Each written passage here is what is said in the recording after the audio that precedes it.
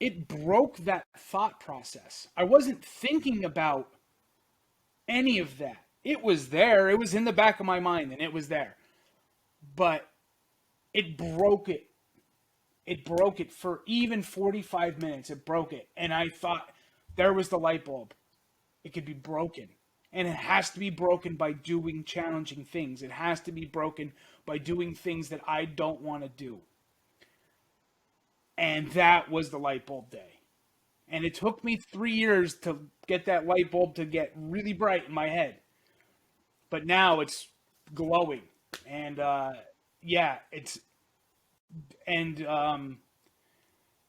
is, to me, that is the most important thing.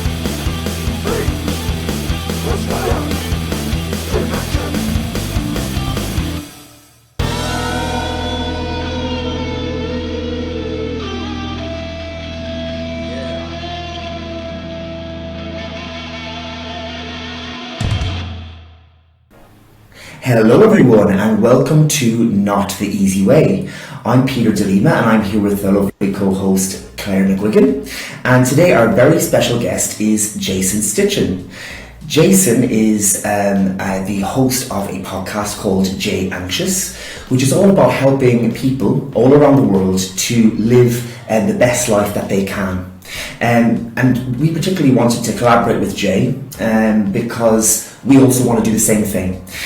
Jay has had difficulties with anxiety for around 25 years, and we feel that it'd be really helpful to get his insights so that we can help the listeners to deal with any difficulties that they may be facing in their lives. So welcome, Jay. Welcome to the show. Welcome, Jay. Thank you so much for having me on. I very much appreciate it, Dr. McGuiggan and Dr. DeLima. Thank you so much for having me on. I'm very excited to be here, and I'm very excited to talk about my experiences and see how many people that we could help. And I do have to say, we have worn American clothing for you today because you're our first American guest. Yes, we're very excited too. So you can probably, that's how excited we are. We themed our clothes around you. I appreciate that. I should have worn, I don't have any English clothes. Don't you have a t-shirt with the Queen on? No. That's a bit disappointing. It's a funny thing that Americans are interested in the King and Queen of England because we kind of like are anti-King and Queens, but there's a big. We'll get onto that later on. Let's get back to the Queen focus. But no, unfortunately I don't.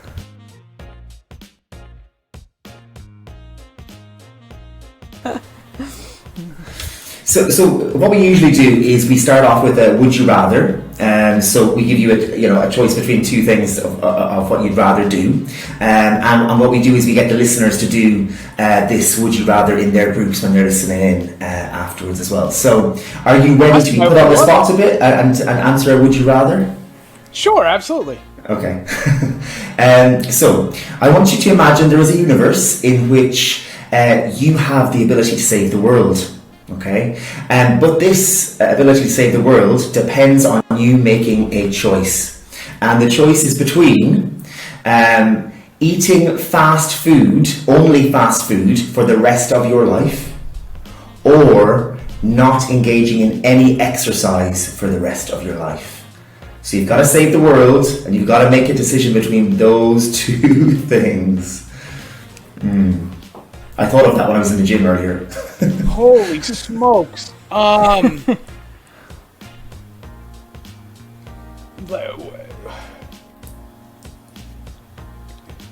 my God! Can I ask a quick question about the particulars?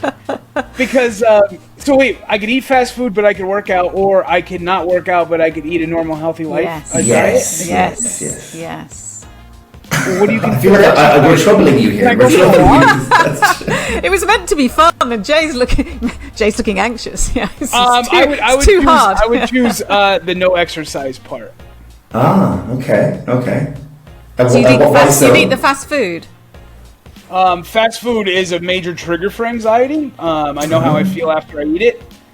So I would rather not. I would rather not have that and just eat a normal, good, healthy diet. Not normal, a very healthy diet that I eat normally now, and live. I would live a more healthier life without that, and I could save the world, so that'd be okay. Exactly, save the world. Yeah. Yeah. Okay. But fast food, oh my goodness, no thanks.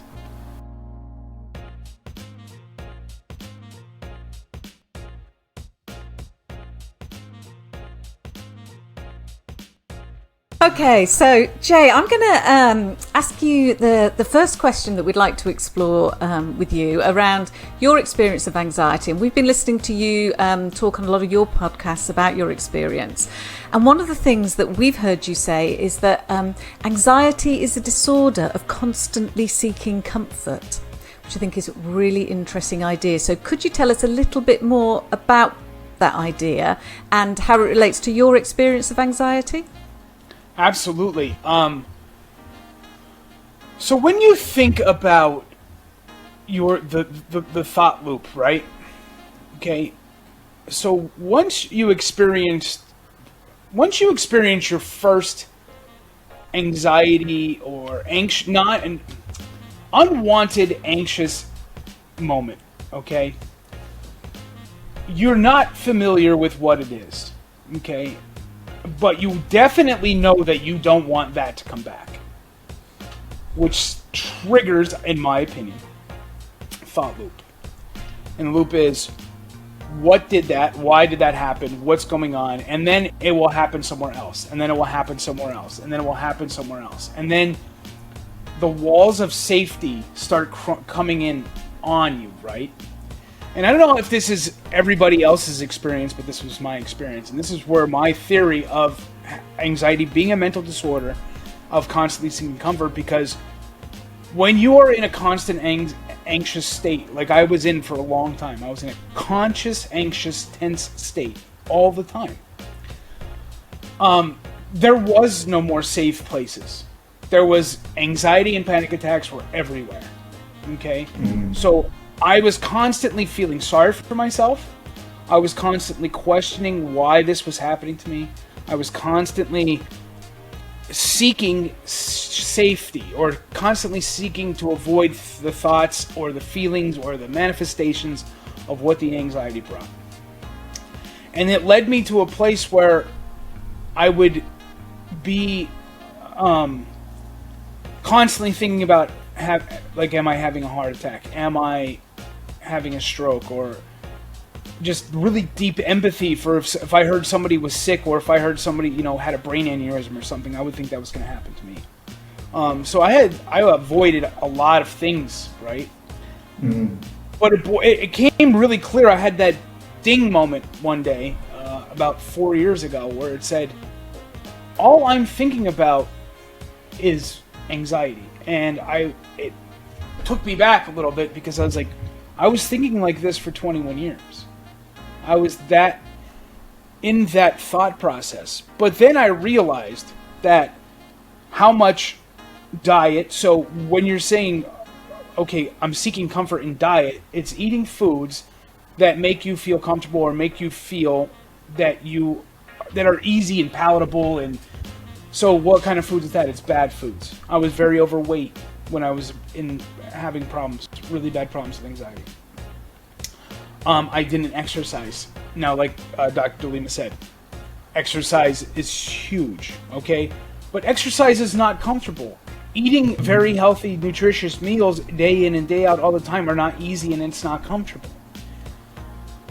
Putting yourself into positions where you're not in a comfortable state, like speaking in public, being on a podcast, doing a podcast, putting yourself out on social media, talking about doing videos, doing things that might not be cool, or might not be the norm, or not socially accepted, but it's really difficult to come out and say, hi, my name is Jay Styczen, I have anxiety. I have an anxiety disorder. That is really difficult. And especially when I was a teenager, I would never speak those words to anyone. And I think it's very important to get out of that comfort zone, because it is very uncomfortable to go to your parents and say, look, I have a problem with this thing called anxiety. Now, so when you're talking about seeking comfort all the time, it may be as easy as going with the flow is making you uncomfortable. Okay? So surround yourself with people who understand what's going on with you, first of all. Very uncomfortable. Second, do very uncomfortable things. Put yourself in a place on purpose that is uncomfortable. And I'm not saying dangerous, I'm saying uncomfortable. If you are worried about, like I was, having a heart attack, what I found was the best thing for me. It was to try to give myself a heart attack by working out as hard as I possibly could, and to show myself that my body is fine. The engine that is here is okay.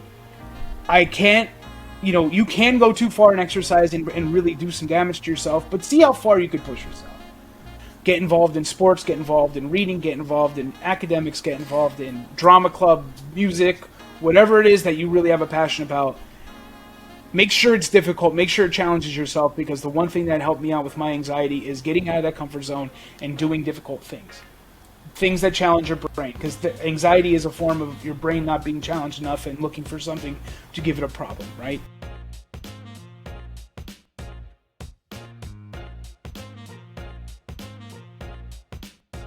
I suppose what came through for me there was this difference between comfort and the comfortable feeling that you get when you choose comfort versus challenge. And I suppose I'm curious about how you made that step. How did you make that decision to say, well, today is going to be a day I challenge myself. Today is going to be a day when I leave comfort at home and I move forward.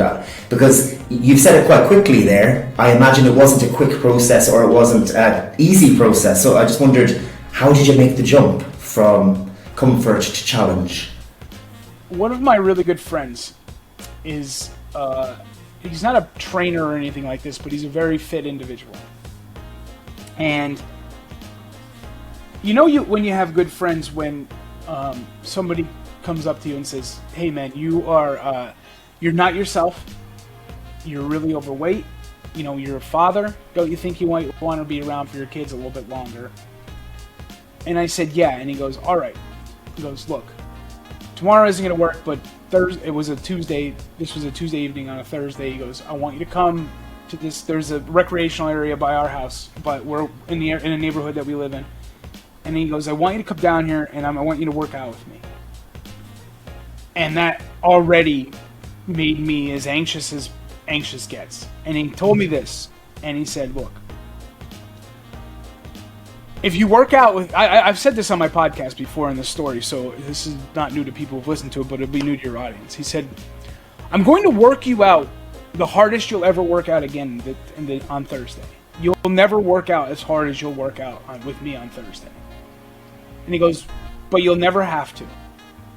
And I spent a lot of time, I spent the next 36 hours or so thinking about what he meant by that. Now, for the condition that I was in, now bear in mind, for your audience, I'm like about 5'9.5", 5'10", and at the time I was 315 pounds. Okay, so very overweight. And the workout that we did that morning lasted 46 minutes. I remember that very, very vividly. And by no way, shape, or form would that workout be a difficult workout for anyone who was in shape of any way, shape, or form. Even now to this day, I would consider that workout, what I did with that guy that morning, to be somewhat of an easy day now, right? But then, that was the hardest I've ever worked out. And I was pretty sure that I was going to die. But guess what happened? I didn't. Right? Didn't. And at the end of it, and I get a little emotional about this, and he said, see, you're all right. You still got this. So from that day on, I've probably missed working out maybe 5 times. And now I weigh like 220 pounds, and like I've gained a lot of muscle, and I feel fantastic. And I every time I see that guy, and I do talk to him often, I can't thank him enough. That guy really did save my life. And that's what friends are for. That's the kind of friends that you need to have around. People who are going to be honest with you and not not let you feel sorry for yourself and do difficult things.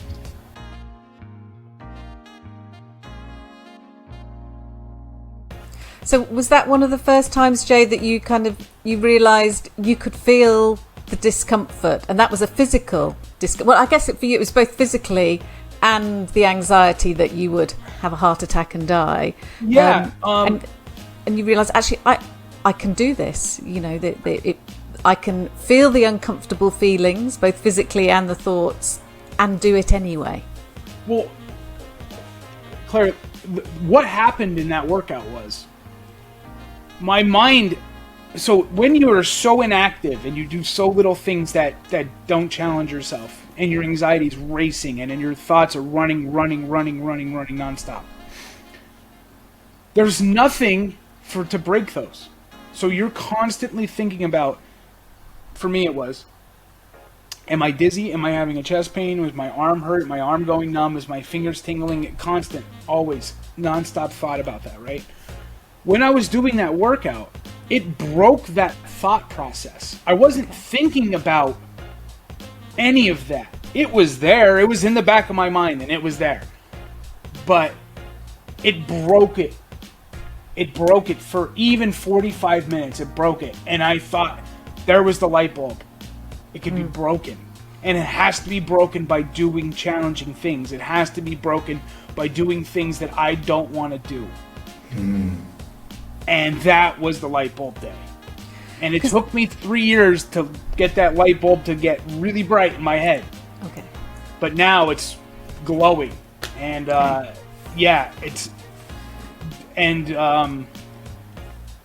is, to me, that is the most important thing. But it's not just a day of exercise. It's non-stop exercise. And don't expect if you are overweight and anxious, don't expect your body to change in a weekend. It takes years.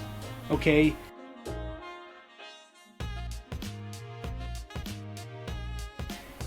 Changing my diet was very difficult, but I did it. But learn about what it is that you like. The challenging thing is not just to say, okay, I'm going to eat a certain way, like low carb or keto, or figure out what's going on with you. Do experiments on yourself. Make sure you're paying. For me, I thought to myself, I've spent 25 years trying to figure out what's wrong with me. Let's try to figure out what's right. Okay, let's try to figure out what works as opposed to what doesn't. Yeah. Okay, so figure that out. Do science experiments on yourself. Take 6 weeks at a time, 8 weeks at a time, 10 weeks at a time, and say, I'm going to choose this way of living my life and see how I feel. And if it works really good after 10 weeks, try 20. And then tweak things as you go. Yeah. You're not going to fix yourself overnight. The anxiety is not going to go away. And I'm not going to sit here and tell you that I don't have any anxiety problems at all anymore, because that would be a lie. Okay? But my life is significantly better.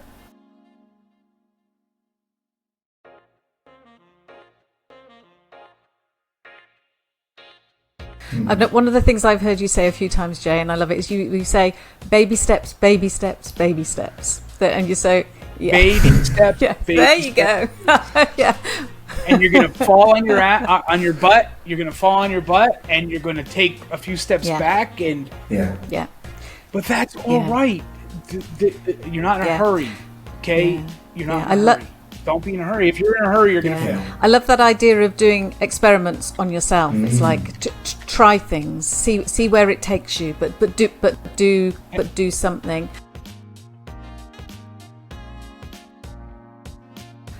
Well, thank you so much, Jay, for coming on Not the Easy Way today.